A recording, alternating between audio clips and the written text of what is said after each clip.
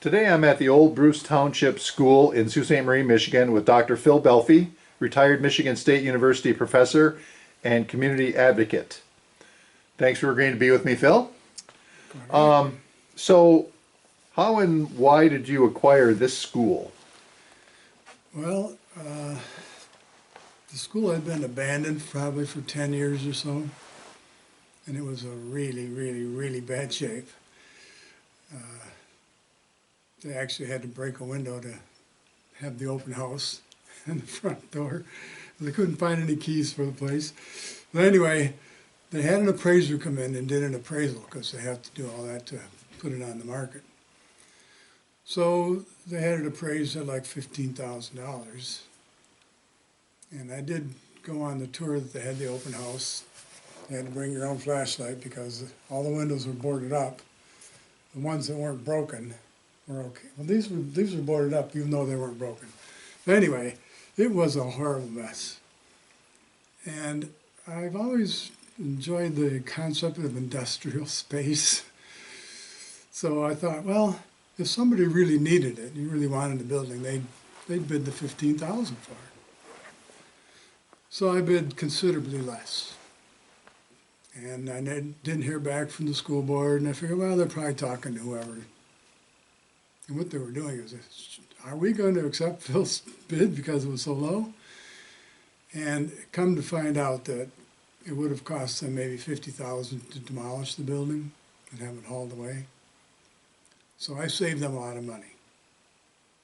And I have put a lot more than $15,000 into it since then, to tell you the truth, because the roof is leaking. This part was okay, but the rest of the roof was really bad shape. But anyway, I decided that one of the things that I wanted to do was to make it look nice from the road, because it's right across the street from the Bruce Township School. I mean, the Bruce Township Hall. And people do their recycling over there, and they drive, everybody in the neighborhood, in the community, drives by this place. And I didn't want them to look at it as if it was the old eyesore, abandoned by the school board, etc. So that was my first goal. Everything I do, at least in the front, I want it to look nice when people drive by. So I cut down the trees and the bushes and made it look nice and fixed the windows that needed to be fixed, and etc. Yep. So one of my other objectives was the community invested a lot of money in the school over time, in building it, maintaining it, educating the kids, etc. But as everything else, things deteriorate, and then they serve their purpose. That's what the school was. But it's still the community's building, and there's their investment and everything. So I wanted to maintain that kind of a concept behind it. So like we're sitting in here today, in this room, this was the old library, and it's obviously very different than when it was when I bought the place. But this would be available to the community.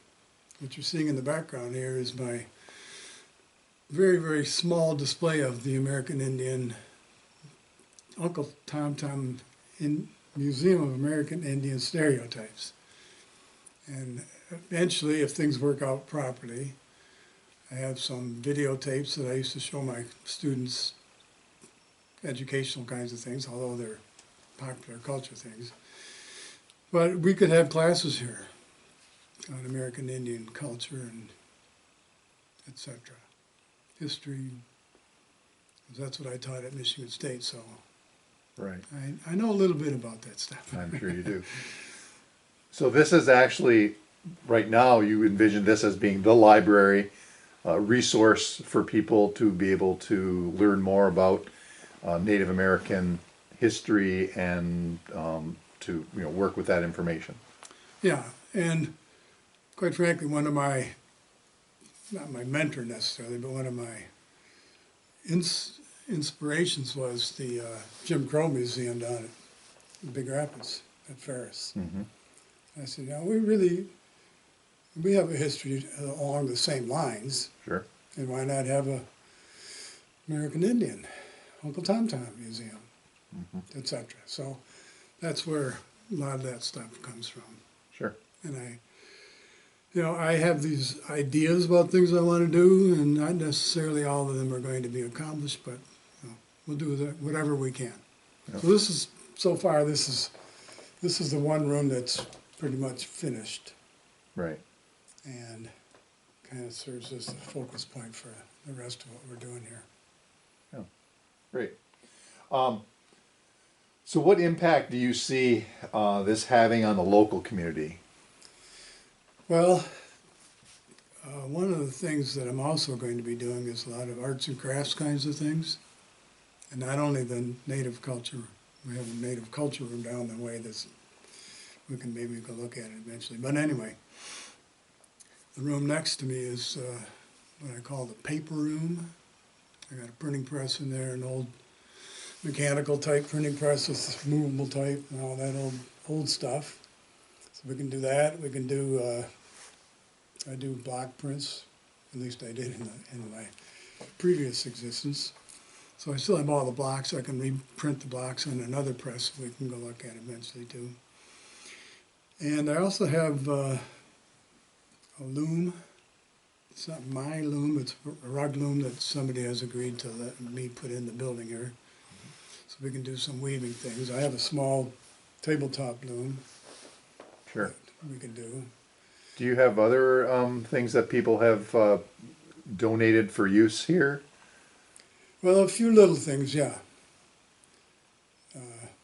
We can see some of them. Sure. I'm assuming that's something you'd welcome if people had Yeah, things that would fit. like the printing press that I have was donated by somebody in Escanaba Township, and some other equipment that I got wasn't necessarily donated, but it was given to me at very, very reasonable cost, etc. Sure. Because people, what are they going to do with all that old stuff? Yeah. Well, they can bring it here. We can put it in that room and actually get some use out of it. Sure. So I'm hoping that the community will step forward, and some people have also said they'd like to do some block prints themselves, so we can set up that. Sure. And whatever else people want to do is, it's open to the community. It's open to ideas. It's just an empty building, and I'm hoping as time goes on that we'll have a lot more interest from the community. Sure. Have you had specific people that have been integrally involved? People that have given me press equipment and all that kind of stuff, yes, they've been intimately involved. They're very, very helpful people. And one guy in Escanaba Township gave me the press and other parts too. And there's another guy in Escanaba who has a printing company. He's been very helpful. He sold me some equipment which I thought was very reasonable, and he said, well, it comes with not only delivery, but setup too. Okay, sounds good to me. Yeah. So he's done that twice now, bring me stuff and help set him up, etc. That's nice.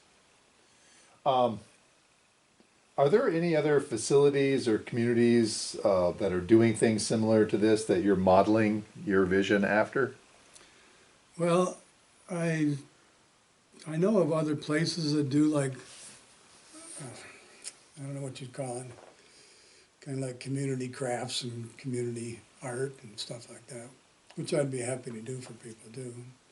Not that I'm really an artist, and I can't teach you how to draw or paint or whatever, but I'm sure we could get people in here to do that. And they've done it elsewhere. Like, I think down in Cedarville, don't they do that kind of thing at that old school? I think so, yeah. Yeah, so I'm not sure we would have a gallery. I mean, we would have a gallery. I'm planning on having one, but I'm not so sure how it would be, like, open on whatever, for whatever days, people want to come in. It's just available for people. Right. I don't want to be open 8 to 5 Monday through Saturday or whatever. Right. You'd have to have a schedule that works.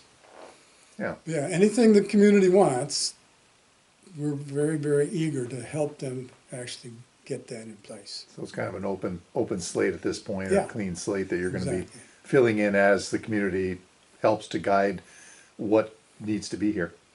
Yeah, we've had some discussion with some people that say that what we really should have is like a a community art night.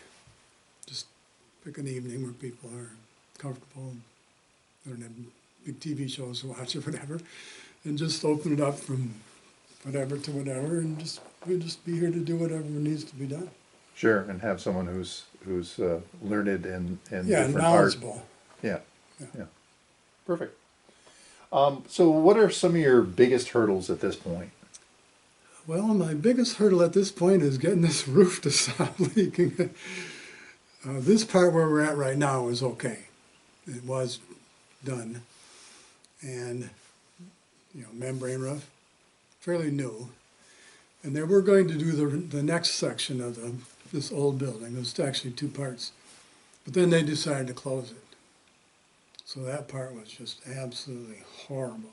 I mean, I had literally bushes growing out of the roof, because cracked in it there, and then the dirt got in there, and then the seeds got in there. The And, water collected and oh, it was bad.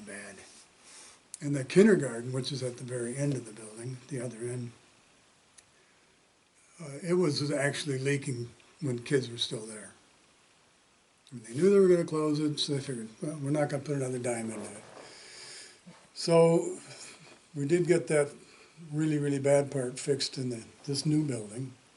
And then I did get the kindergarten roof done in the old building.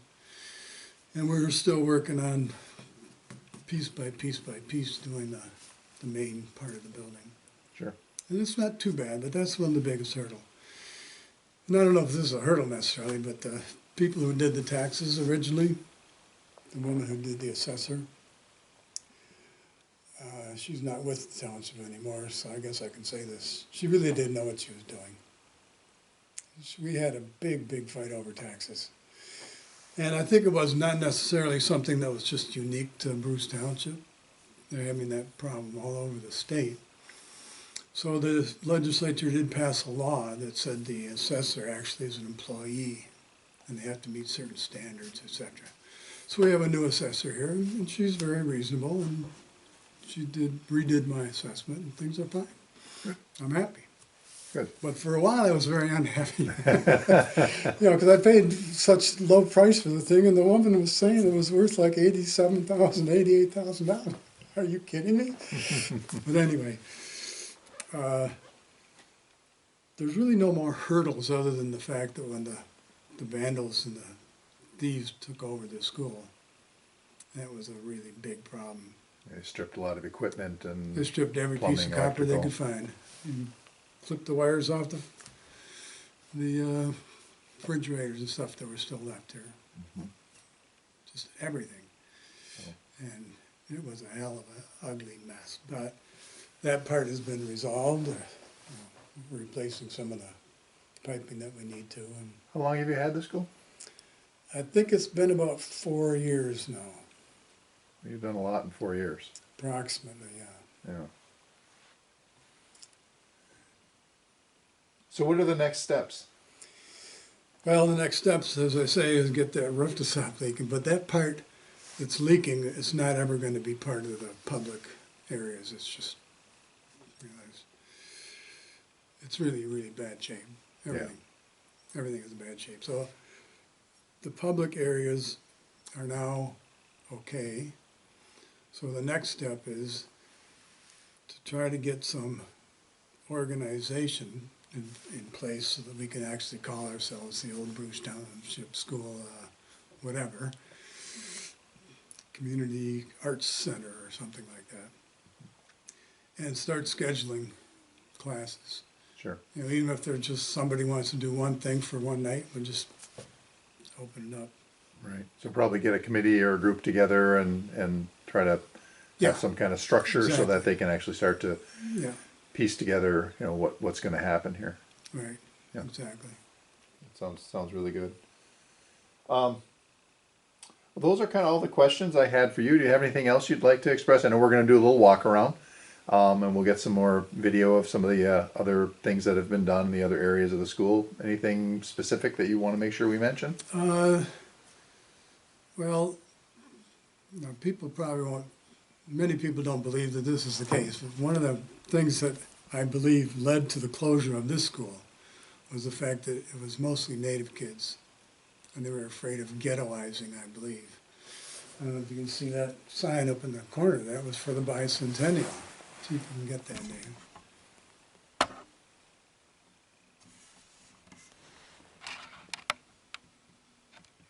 The flag. Yeah. It says bicentennial, but you'll see there's eagle, there's treaty, there's Indian there. There's the native kids, the students here, actually put that together, of course. So that's one of the things that I'd like to see. I'd like to see that this place still has that native influence. They planted sage out the window. It's underneath the snow right now. I can't see where it is here, but they had 2 cedar trees, and around those cedar trees they had 4 big rocks that were the colors of the 4 directions and all that kind of stuff. So we want to maintain that tradition and history of this place as part of what we're going to be doing. So I know you're going to be talking to Monica Katie, and I'm hoping that she can come out here and help me develop some of the gardens that we want to put out. Right. Do that kind of thing. Oh, that'd be great. Yeah. And we have a lot of room, a lot of space, and a lot of good ideas for people to utilize this space. Mm-hmm. Well, excellent. All right. Well, thank you, Phil. And like I said, we're going to do a little walk around here, and we'll get some more video of some of the other areas and more specific things that we can share with people. We'll explain what we have going on in here. Well, as the name is, paper, anything that has to do with paper. And the key to the whole thing is that printing press back in the corner there. Which we can look at.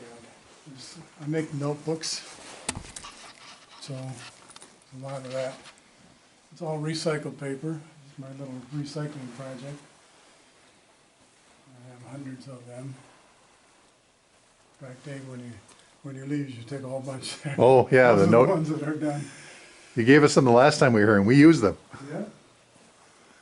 So this is not quite finished yet. It's almost finished. It came to me in parts from a guy in Escanaba Township. Very, very nice old press. I'll just turn it on, but it works. You see the ink rollers that come up there and collect the ink. And after you press it out there and picture or whatever, take one piece off, put another piece in there. That's how it works. Wow. The one I learned on at Michigan State University actually had a pedal, so it's manually operated. This one does have a motor on it. Very interesting. And this one here, a different kind of press. You put your stuff there where there's block print or type. Put your paper on top of it there, and you roll it out. Whoop. Yeah. How nice is that, or not? And this one, I don't have it inked up. So this is all done by hand. Take the paper up and run that in there. And that's that. And then what's this other one here in the, Well, this is a paper cutter. okay. It's a manual thing, obviously.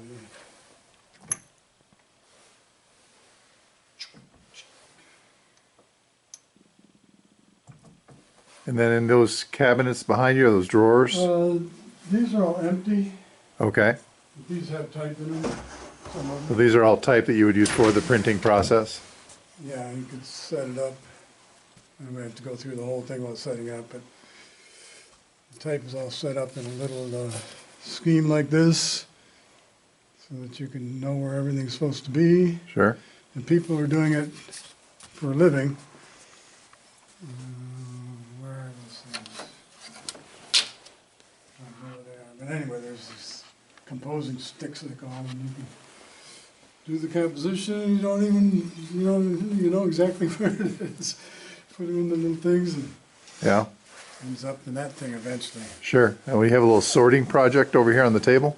All of this is stuff that has to be sorted, yep. All of these things.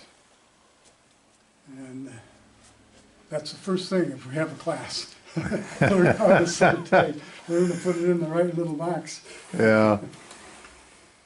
Oh, this is nice though. You make all your little notepads I see over there, and very nice. So this room here, you said would be the culture room. What do you envision? Well, I have friends who need a space to make drums and practice drumming and beadwork and that kind of thing. There's the drum here. Yeah, that's one of the drums. It's not necessarily native, but that's one of them. Mm-hmm. But like, that's, this is the surface area that would go on there, you know, the hide. Sure. So that's what that kind of thing is.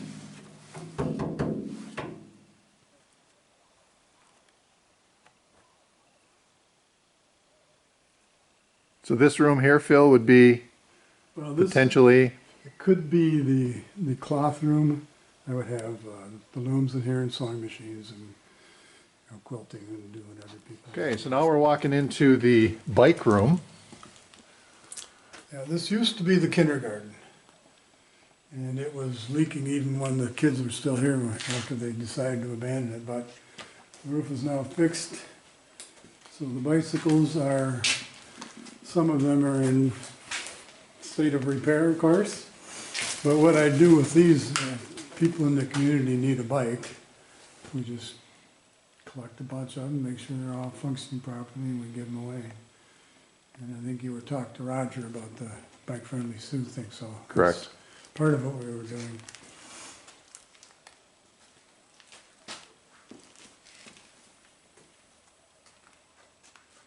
In this section, you said that the roof has been redone, and This, yes, this roof is redone. so that pressure's off in here, so. Oh, there's a lot of bikes. You can see this is the kindergarten they had, oh, I forget her name now. But she did this mural here. And of course, the thieves, the vandals decided to punch holes in it. Deface it, yeah. Unfortunate. It's gonna be, I'm not painting over it, I'll tell you for sure. Yeah, no, that's awesome. Carol Person was her name. Okay. Carol Lynn Person, yeah. So now we're walking into the, what was the kitchen area and will remain a kitchen area.